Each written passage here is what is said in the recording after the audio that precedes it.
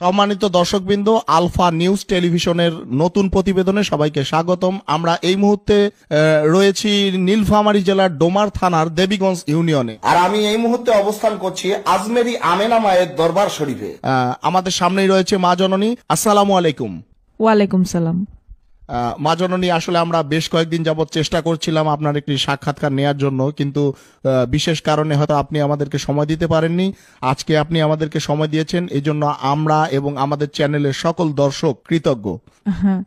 আসলে আমি সবসময় পর্দার আড়ালে থাকি আর সবসময় বিভিন্ন মানুষের সমস্যা সমাধানের জন্য তদবির নিয়ে ব্যস্ত থাকি, তাই আপনাদের এতদিন সময় দিতে পারিনি।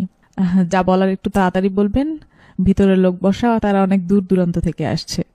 মা জননী, আমরা বিভিন্ন গণমাধ্যম এবং লোকমুখে জানতে পেরেছি যে আপনার অনেক অলৌকিক ক্ষমতা রয়েছে, যা দিয়ে আপনি লোকেদের তদবির দেন এবং বিভিন্ন সমস্যার সমাধান করেন। এই ক্ষমতা আপনি কোথায় থেকে পেলেন বা কিভাবে পেলেন, যদি আমাদের দর্শকদের জন্য একটু বলতেন। আমার জন্মের আগেই আমার বাবা মারা যান।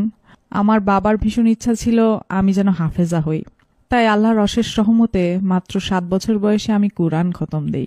এরপর আমার 11 বছর বয়সে একদিন একজন আলেম জিনের সাথে আমার স্বপ্নযোগে সাক্ষাৎ হয়।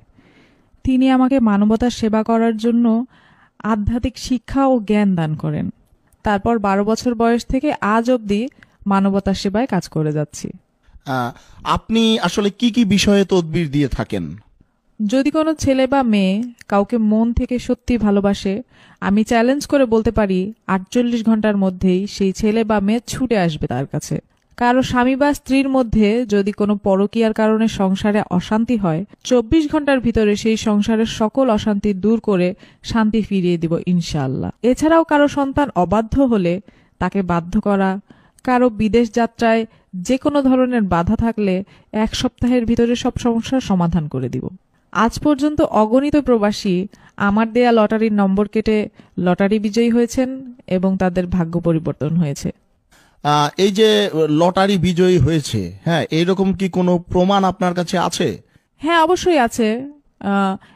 বিভিন্ন অনলাইন মাধ্যম যেমন ইউটিউব, ফেসবুক, এসব জায়গায় সার্চ করলে আপনারা বিভিন্ন ভিডিও পাবেন এবং যারা লটারি বিজয়ী হয়েছেন তারাও স্বীকারোক্তি দিয়েছেন, এরকম বিভিন্ন ভিডিও আছে অনলাইনে। মা জননী, এইসব কাজের জন্য আপনি আসলে কত হাদিয়া নেন?